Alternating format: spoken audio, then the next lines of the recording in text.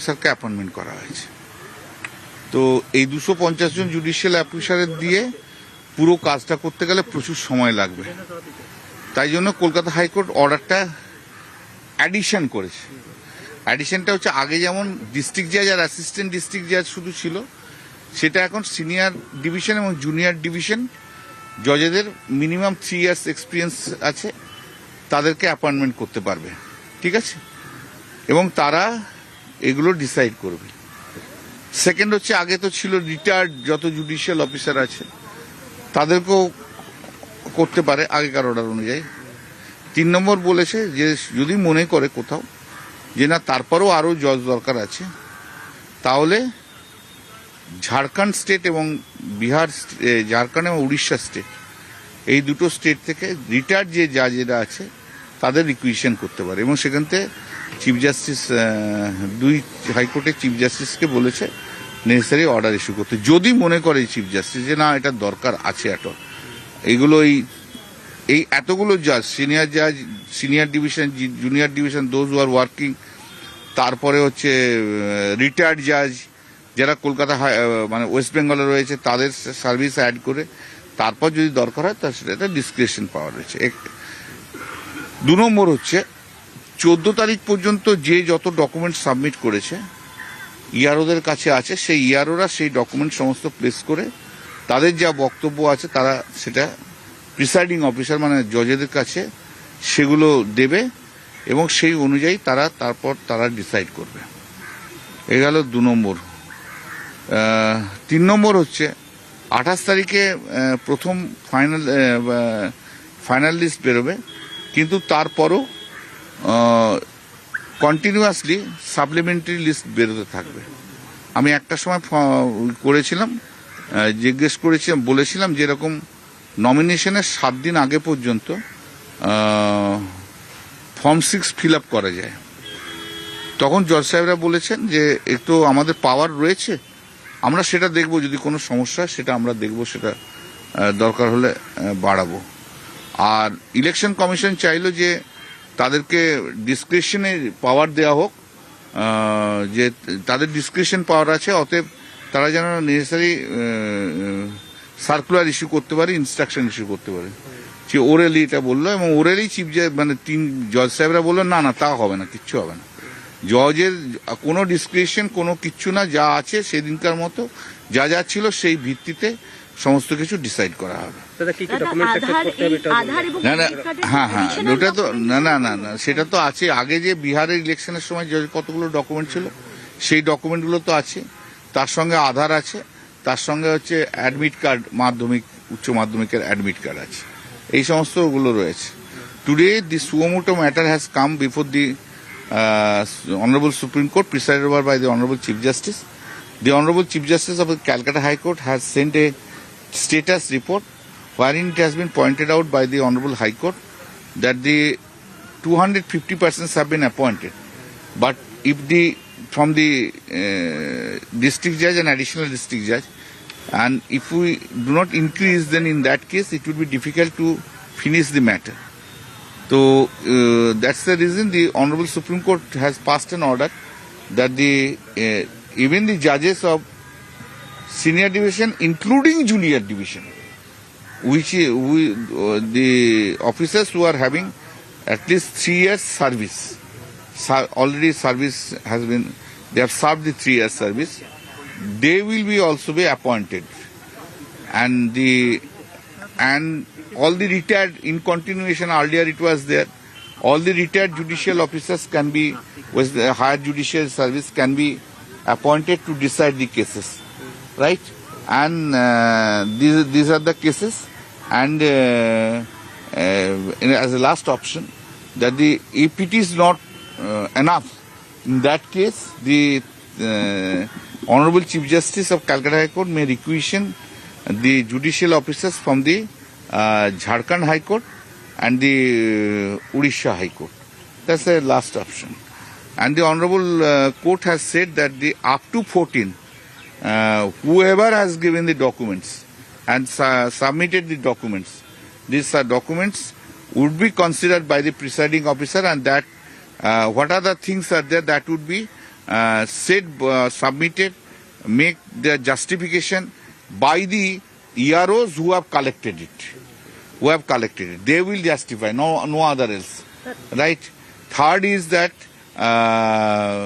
28th final voter list will be published, but continuously supplementary voter list will be published, which will be treated as a final voter list by the election commission, with as and when the matters are decided by the judges. The election commission council wanted to say that they are having the discretion power to issue circular, etc., instruction. The Supreme Court orally said, no, nothing. No, the judicial officers are the final authority. They are working under the Supreme Court. No one will issue any directions and etc. No one can. EROs will just justify their case before the judicial officers. And these are the things have been happened. If I have missed it, something almost this has been happened. कल suo motu जो case आज पूरा लिया था Calcutta high court supreme court ने, कल रात 10:30 बजे हम लोग देखा, तो आके हम लोग तो नहीं जानते थे कि किस लिए, तो चीफ जस्टिस ने बोला कि जो कलकत्ता हाई कोर्ट का महामान्य चीफ जस्टिस जो है, उन्होंने एक तो स्टेटस रिपोर्ट भेजा, उसने बोला 250 जुडिशियल ऑफिसर को अपॉइंट किया है, लेकिन और जरूरत है, नहीं तो वो जो स्केल ठीक किया था उसको ठीक करना होगा, उसको लिए जुडिशियल ऑफिसर को अपॉइंटमेंट करना है। तो इसलिए सुप्रीम कोर्ट ने बोला है सीनियर डिवीजन और जूनियर डिवीजन का जितना जज है उनको भी भेजने सकता है। हाँ, वो चीफ जस्टिस याद करेंगे, चीफ जस्टिस ठीक करेंगे क्या करना है नहीं है करना है। उसका बाद तो आगे पहले वाला ऑर्डर ही था, जो रिटायर्ड जजेस जो है उनको भी ले सकता है। थर्ड इज दैट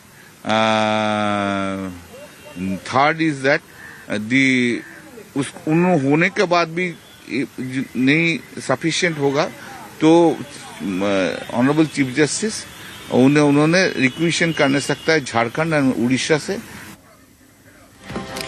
28 ফেব্রুয়ারি প্রথম ভোটার তালিকা, তারপর ধাপে ধাপে সাপ্লিমেন্টারি তালিকা। এসআইআর মামলায় নির্দেশ সুপ্রিম কোর্টের, মনোনয়নের শেষ দিন পর্যন্ত সাপ্লিমেন্টারি তালিকার নাম যুক্ত হবে 28 ফেব্রুয়ারির তালিকায়। আরো একবার আপনাদের জানাই, 28 ফেব্রুয়ারি প্রথম ভোটার তালিকা, তারপরই ধাপে ধাপে সাপ্লিমেন্টারি তালিকা।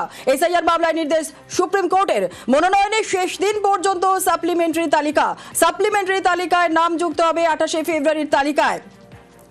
বাংলায় এসআইআর বিচারে ভিন রাজ্যে বিচারক এবং এসআইআর মামলায় নির্দেশ সুপ্রিম কোর্টের। প্রায় 80 লক্ষ ভেরিফিকেশন এখনো বাকি রয়েছে এবং আরো বিচারক নিয়োগ করা যাবে। শুধু বাংলা থেকে নিয়োগ করতে হবে এমন নয়, ওড়িশা ঝাড়খণ্ড থেকেও নিয়োগ করা যাবে। আরো একবার আপনাদের জানাই, বাংলায় এসআইআর বিচারে ভিন রাজ্যে বিচারক। আমাদের সঙ্গে রয়েছেন আমাদের প্রতিনিধি অর্ণব হাজরা। অর্ণব, বিতর্কহীন ভোটার তালিকা তাহলে 28 ফেব্রুয়ারি? একেবারে তাই, সুপ্রিম কোর্ট যে আদেশ এর আগেই গত সপ্তাহে দিয়েছিল সেই আদেশের খুব বেশি পরিবর্তন হলো না। আসলে নির্বাচন কমিশন চাইছিল তাদের যে নিয়ম রয়েছে নির্বাচন কমিশনের এবং এক্সিকিউটিভ অ্যাক্ট, এই যে দুটো আইন 1950-1951 সালের, তাতে পোশাকি নাম ফাইনাল ভোটার লিস্ট সেটা প্রকাশিত না হলে নোটিফিকেশন অনুযায়ী, তাহলে তারা কমিশন ভোট ঘোষণা করতে পারে না, এমসিসি কোড অফ কন্ডাক্ট চালু করতে পারে না। এই ফাইনাল ভোটার লিস্ট এই শব্দটা উপর জোর দিতে চাইছে কমিশন এবং আজ সুপ্রিম কোর্ট থেকে এই ফাইনাল ভোটার লিস্ট 28 ফেব্রুয়ারি এটা তারা বলিয়ে নিতে চাইছে। এক্ষেত্রে প্রধান বিচারপতি সূর্যকান্ত, বিচারপতি জয়মাল্লা বাগচি এবং বিচারপতি পাঞ্চলি স্পষ্টভাবে জানিয়ে দিলেন কমিশন ফাইনাল ভোটার লিস্ট বার করতে পারে, কিন্তু সেই ফাইনাল ভোটার লিস্টটাই কিন্তু সুপ্রিম কোর্টের চোখে ফাইনাল নয়, চূড়ান্ত নয়। কারণ এখনো পর্যন্ত 7 লাখ লজিক্যাল ডিসক্রিপেন্সি বা আনম্যাপ ক্যাটাগরির যে অভিযোগের নিষ্পত্তি যা জুডিশিয়াল অফিসাররা শুরু করছেন বা করেছেন, এই অংশটা থেকেও একাধিক বৈধতা আসবে ভোটার লিস্টে ঢুকবে এবং সেটা আজকে নতুন করে সুপ্রিম কোর্ট পর্যবেক্ষণে জানিয়েছিল বা নির্দেশে জানালো যে যখন যেরকম ভাবে অভিযোগের নিষ্পত্তি হবে সেই নামগুলো সঙ্গে সঙ্গে একটা অতিরিক্ত তালিকার আকারে প্রকাশ করতে হবে। অর্থাৎ 28 ফেব্রুয়ারির পর যেভাবে অভিযোগের নিষ্পত্তি হবে প্রধান বিচারপতি যদি মনে করেন সেক্ষেত্রে সেইভাবেই তালিকায় সংযুক্ত হবে। কাজেই 28 ফেব্রুয়ারির পর 7 লাখ থেকে যত বৈধ ভোটার আসবেন অভিযোগ নিষ্পত্তির পর জুডিশিয়াল অফিসারদের দ্বারা, তারা কিন্তু কমিশন ফাইনাল ভোটার লিস্ট এটা শব্দবন্ধে রাখলেও তা ওই 28 ফেব্রুয়ারির তালিকারই অংশ হবে। কাজেই এই ভোট ঘোষণা করে দিয়ে একই সঙ্গে এসআইআর এর কাজও চলবে, আবার অন্যদিকে ভোটের কাজও চলবে। এই দুটোকে প্যারালালি করতে চাইছিল সুপ্রিম কোর্ট, যা একবার তাদের আইনজীবীও বলে ফেললেন। কিন্তু সুপ্রিম কোর্ট এই বিষয়টাতে স্ট্রিক্টলি নট রইল, অর্থাৎ সুপ্রিম কোর্ট সরাসরি সে বিষয়টা নিয়ে কোনো কথা বললো না। অর্থাৎ সুপ্রিম কোর্টও চাইছে যে চূড়ান্ত ভোটার তালিকা বা অভিযোগের নিষ্পত্তিগুলি করার পরই এক্ষেত্রে ফাইনাল ভোটার লিস্ট প্রকাশিত হোক। কাজে এখন কমিশন যদি ফাইনাল ভোটার লিস্ট তারা মনে করে যে প্রকাশ করবে, কিন্তু তারপরে অভিযোগের নিষ্পত্তির পর যাদের নাম আসবে তারাও কিন্তু ওই ভোটার লিস্টেরই অংশ। এখন কমিশন সুপ্রিম কোর্টের নির্দেশকে কিভাবে তারা নেবে, কিভাবে তারা ব্যাখ্যা করবে, তারা তাদের রুল বুক অনুযায়ী কিভাবে তার ইন্টারপ্রিটেশন করবে, সেটা এখন তাদের বিষয়। তবে আজকের পর যেরকম আমরা প্রথম দিন থেকে বলছিলাম, শনিবার থেকে বলছিলাম, আমাদের রাজ্যে ডিস্ট্রিক্ট জাজ বা অ্যাডিশনাল ডিস্ট্রিক্ট জাজ তারা সম্প্রতি যারা রিটায়ার করেছেন 250 জনের বেশি জুডিশিয়াল অফিসার আমাদের রাজ্যে পাওয়া যাচ্ছে না। আদতে আমাদের রাজ্যে এখনো সাম্প্রতিক একটি পরিসংখ্যান তাতে দেখা যাচ্ছে আমাদের রাজ্যে 936 জন বিচারক রয়েছেন, এবং সেটা জুডিশিয়াল কোর্ট অনুযায়ী এই 936 জন, তার মধ্যে 196 থেকে 97 জন যারা সিটিং ডিস্ট্রিক্ট জাজ বা অ্যাডিশনাল ডিস্ট্রিক্ট জাজ। এই অবস্থায় 250-র বেশি কিন্তু জুডিশিয়াল অফিসারের কথা বলেছে সুপ্রিম কোর্ট। কাজেই তার প্যারামিটার তার নিচে নামতে পারছেন না প্রধান বিচারপতি সুজয় পাল। তাই সুপ্রিম কোর্ট জানিয়ে দিল এক্ষেত্রে জুনিয়র ডিভিশন বা সিনিয়র ডিভিশনে আমরা যাদের জজ বলে জানি, অর্থাৎ দেওয়ানি আদালতে যারা বিচারের কাজটা করেন, তাদের যদি 3 বছরের অভিজ্ঞতা থাকে তাহলে তারা এই ভোটের কাজে অংশ নিতে পারবেন বা এসআইআর এর কাজে অংশ নিতে পারবেন।